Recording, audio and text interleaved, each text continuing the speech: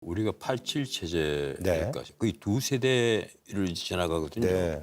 그런데 대통령제가 실패를 한 걸 분석을 해놓은 이 논문들이 꽤 많아요. 네. 그 자료들을 다 읽고 있는데 기본적으로 보수 출신이든 진보 출신이든 역대 대통령들의 흠결이 뭐냐, 무엇이 잘못이냐. 첫 번째는 공과 사를 구분하지 못하는데 문제가 있다. 이 권력을 잡으면 네. 대통령뿐 아니라 모든 위치에 이르는 사람들이 공과 사를 구분하지 못하는 아까 그 책임 뭐 예. 얘기랑 비슷한 뭐 이게 맥락이네요, 스님. 참 공직에 오를 때는 공사를 구분하는 태도는 가장 기본적인 자질이거든요. 근데 그걸 못 한단 말이에요. 그래서 한쪽을 또 공격하는 것을 보일 텐데 가령 타지마할에 가는데 대통령 전용기를 타고 영부인께서 국가에 살을 사서 간단 말이에요. 그리고 관봉권을 써서 옷을 산단 말이에요. 뭐 그런 문제가 있는데 판사가 특수활동비를 공개를 하라 판결을 하는데도 그 판사의 판결도 거부를 하고 그걸 대통령 기록물로 다 보관을 다 시켜버리는 겁니다. 뭐 이런 태도, 공과 사를 구분을 못한단 말입니다. 그러니까 공사를 구분해야 된다. 자, 주제는 좋아요. 근데 네. 그 예시를 적어도 나는 타지마할 묘를 얘기하려면은 김건희 여사의 생일 파티 얘기, 김건희 여사의 양평 고속도로 얘기, 김건희 여사의 디올백 얘기, 김건희 여사의 소위 무속과 관련된 얘기, 명태균과 관련된 공천 개입 얘기, 이런 얘기들을 단 하나라도 얘기를 하면서 진보적인 대통령의 문제도 있었다라고 얘기를 한다면 설득력이 있으나 아니, 전혀 설득력 없는 말씀이라고 보여지고, 아니 나한테도 발언할 기회를 충분히 네네네네. 주고 예, 네네네. 예, 말씀하십시오. 예. 그리고 또 두 번째 우리나라 특히 그 권위 의식이 좀 많은 리더들이 다 그래요. 뭔가 하면 내가 대통령에 올랐어. 그러면 그때부터 자기 권력을 뭐로 확인을 하는지 압니까? 아첨을 받는 것으로 확인을 합니다. 아첨하고 아부를 하게 되면 그건 뭐 대통령뿐 아니에요. 아마 국회의원들도 그럴 것이고 장관들도 그럴 것이고 다 그럴 겁니다. 거기에 익숙해져 버리면 모든 권력은 부패합니다. 절대 권력은 절대 부패한다. 그게 오늘날에도 그대로 통한다는 얘기예요. 그러니까 또 아첨아부 이렇게 얘기를 하는데 아첨아부의 상징이 경호처를 짬짬해서 뭐 생일 파티 하라고 그렇게 난리를 치고 하는 것이 그게 정당한 겁니까? 그런 측면에서 정말로 국민 통합을 위해서 전원책 변호사 박범계 의원이 그래도 이렇게 생각이 완전히 다르지만 그래도 일정 부분은 동의할 수 있는 부분이 있느냐? 그러한 공감대를 끄집어내가지고 그래도 비교적 국민 통합을 위해서 최소한의 장치들은 이러이러한 것들이다라는 건설적인 고민을 해봐야 되겠습니다. 그 얘기를 이제 본격적으로 좀 해보도록 할 텐데 일단은 어쨌든 뭐 대통령 어떤 그 개개인의 어떤 문제도 있지만 근데 이제 많은 분들이 지적하시는 게 그래도 이 제도의 어떤 문제점도 있지 않느냐. 너무 이제 현행의 어떤 그 정치 체제가 조금 문제가 있다. 그래서 이제 개헌론이 많이 지금 나오고 있습니다. 네. 가령 미국 같은 데서는 아직 한 번도 없었던 일들이 여기서는 끊임없이 벌어집니다. 미국도 대통령제잖아요. 어쨌든 미국에는 대통령 탄핵이 아직 한 번도 없었는데 우리나라는 지금 대통령 탄핵만 하더라도 벌써 세 번째예요. 네. 대통령 탄핵만. 그래서 과연 우리나라의 대통령제가 적합한가 하는 고민들이 많죠. 조금 설명을 드리면 지금 우리 국민들이 보고 계시는 현행 우리 권력 구조가 대통령 중심제입니다. 네. 그러니까 대통령이 세요. 네. 그러니까 대통령제는 대통령의 우월적 권한이 집중 여지가 있다. 그래서 권한이 집중돼 있죠. 소위 비상계엄도 자기 멋대로 해석해가지고 결국은 지금 깜빵에 들어가 있는 거 아니겠습니까?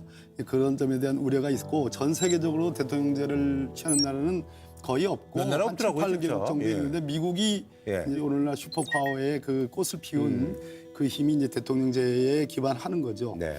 그다음에 이제 의원 내각제는 완전히 이제 다수당 내각을 구성하고 총리를 구성하는 수상을 구성하는 것을 일치시켜서 네. 다수당이 내각을 전적으로 네. 만들고 그 안에서 이제 여러 가지 조각을 하고 또 거꾸로 국회는 총리를 불신임하고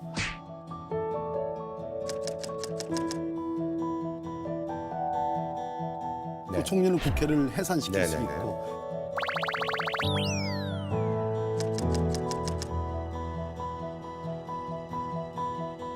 일본 같은 경우에는 자민당 사실상 영구 집권이 가능한 것은 총리가 가장 인기가 높을 때 의회를 해산시키죠. 그러면 새로 선거를 치르면 당연히 총리가 소속한 정당이 압승을 하게 되는 이제 그런 폐해가 있습니다.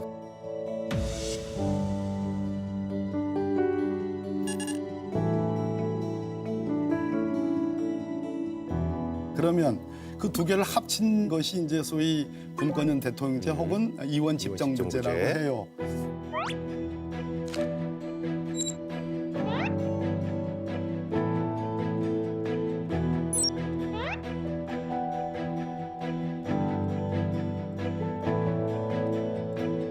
이것을 오스트리아가 이제 아주 전형적으로 하고 있고 프랑스나 독일이 변형된 이원 네네네. 집정부제, 분권형 대통령제를 네. 하고 있어요.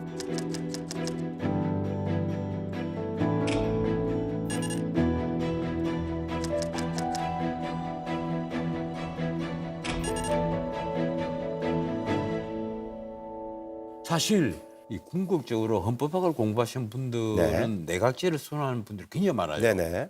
그런데 이 내각제를 주장하시는 분들이 하나같이 걱정하는 게 네. 우리 이 앞에 이제 사선 의원이 앉아 계시는데 감히 이런 말 하면 좀 아니, 무슨 그렇습니다만 감히. 그래도 판사반이 올랐으니까 내가 할 수 있는 네네네. 얘기. 감히 말씀드리건데 우리 현재 의원들의 자질로 이 내각제를 감당할 수 있겠느냐. 그럼 그때 그 저기 네. 그렇게 말씀하셨었어요. 저희 썰정원에서. 예, 적어도 제가 보기로는 모든 문제는 한 문제로 귀결합니다.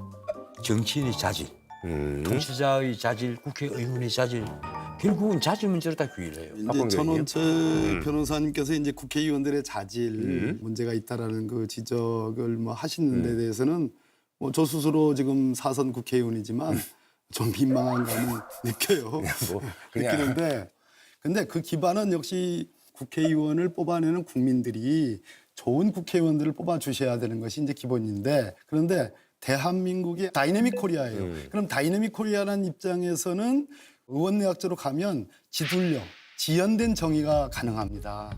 마치 민주주의를 표방하는 것지만 그 안에 이해관계는 너무나 다층적이고 너무나 복잡하기 때문에 최종적으로 정말로 적기적소의 나라의 중요한 정책 결정을 안정적으로 취해서 가야 되는데 그런 점에서 좀 지연된 정의가 있을 가능성이 있다. 내각제는 맞지 않고 이제 네, 그런 측면에서 이 다이내믹 코리아에 안 맞을 가능성이 높다. 그렇다고 양쪽을 절충한 소위 분권형 대통령제가 맞냐? 총리와 대통령이 만약 정당이 다르면 이거는 맨날 계엄입니다. 이거는 불가능한 거다.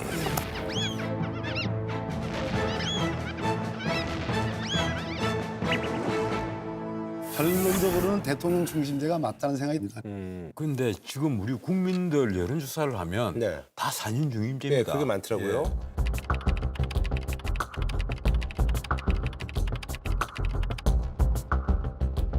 예. 60% 정도가 예. 이제 개헌을 원하시는 예, 것 같은데요.